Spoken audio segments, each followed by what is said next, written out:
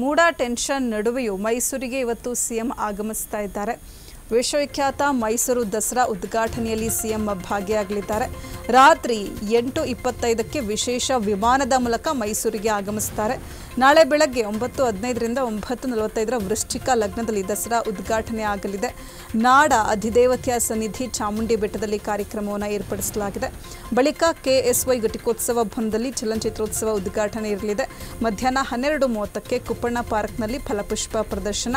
ಸಂಜೆ 4ಕ್ಕೆ ದಸರಾ ಕುಸ್ತಿ ಪಂದ್ಯಾವಳಿ ಉದ್ಘಾಟನೆ ಮಾಡ್ತಾರೆ ಸಿಎಂ ಸಿದ್ದರಾಮಯ್ಯನವರು. ಇನ್ನು ಸಂಜೆ 4:30ಕ್ಕೆ ರಾಜ್ಯ ದಸರಾ ಸಿಎಂ ಕಪ್ ಕ್ರೀಡಾಕೂಟ ಉದ್ಘಾಟನೆ. ರಾತ್ರಿ 6 ಗಂಟೆಗೆ ದಸರಾ ಸಾಂಸ್ಕೃತಿಕ ಕಾರ್ಯಕ್ರಮಗಳನ್ನು ಉದ್ಘಾಟನೆ ಮಾಡಲಾಗುತ್ತೆ. ಅರಮನೆ ಆವರಣದಲ್ಲಿ ರಾಜ್ಯ ಸಂಗೀತ ವಿದ್ವಾನ್ ಪ್ರಶಸ್ತಿ ಪ್ರದಾನ ಮಾಡಲಾಗುತ್ತೆ. ಇನ್ನು ರಾತ್ರಿ 7:30 ದಸರಾ ವಸ್ತು ಪ್ರದರ್ಶನವನ್ನು ಉದ್ಘಾಟನೆ ಮಾಡಲಿದ್ದಾರೆ. ರಾತ್ರಿ ಮೈಸೂರಿನಲ್ಲಿ ಸಿಎಂ ಸಿದ್ದರಾಮಯ್ಯನವರು ವಾಸ್ತವ್ಯ ಹೂಡಲಿದ್ದಾರೆ. ಅಕ್ಟೋಬರ್ 4ರಂದು ವಿಶೇಷ ವಿಮಾನದಲ್ಲಿ ಮೈಸೂರಿನಿಂದ ಕೊಪ್ಪಳಕ್ಕೆ ಪ್ರಯಾಣ ಬೆಳೆಸಲಿದ್ದಾರೆ.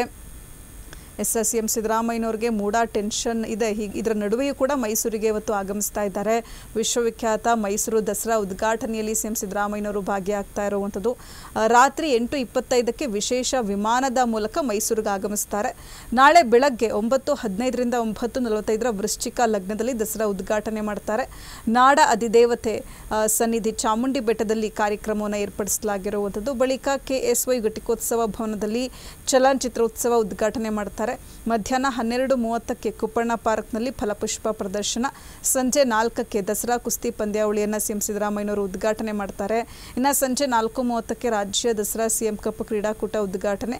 ರಾತ್ರಿ 6 ಗಂಟೆಗೆ ದಸರಾ ಸಾಂಸ್ಕೃತಿಕ ಕಾರ್ಯಕ್ರಮಗಳನ್ನು ಸಿಎಂ ಸಿದ್ದರಾಮಯ್ಯನವರು ಉದ್ಘಾಟನೆ ಮಾಡ್ತಾರೆ. ಇನ್ನು ಅರಮನೆ ಆವರಣದಲ್ಲಿ ರಾಜ್ಯ ಸಂಗೀತ ವಿದ್ವಾನ್ ಪ್ರಶಸ್ತಿ ಪ್ರದಾನ ಮಾಡ್ತಾರೆ. ರಾತ್ರಿ 7:30 ದಸರಾ ವಸ್ತು ಪ್ರದರ್ಶನವನ್ನು ಉದ್ಘಾಟನೆ ಮಾಡ್ತಾರೆ.